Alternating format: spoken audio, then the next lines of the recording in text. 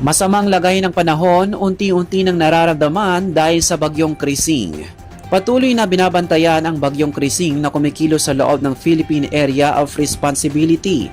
Habang ito ay nasa katubigan ng bansa, asahan na lalo pa nitong palalakasin ang umiiral na southwest monsoon o habagat na magdadala ng mga pag-ulan sa malaking bahagi ng Luzon at Visayas maging sa ilang bahagi ng Mindanao. Batay sa kasalukuyang track o kilos ng bagyo, inaasahan na dadaan ito o maglalandfall sa bahagi ng mainland Cagayan bukas ng gabi o Sabado ng umaga. Maaari rin itong lumakas ng hanggang severe tropical storm mamayang hapon o gabi. Sa linggo naman ay aasahan na makakalabas na ito ng bansa pagsapit ng alas 2 ng madaling araw. Huling namataan ang sentro ng bagyong Krising sa layong 470 o kilometro northeast ng Virac, Catanduanes. Taglay nito ang lakas ng hangin ng umaabot ng 55 kph malapit sa gitna at pagbugso na umaabot sa 70 kph.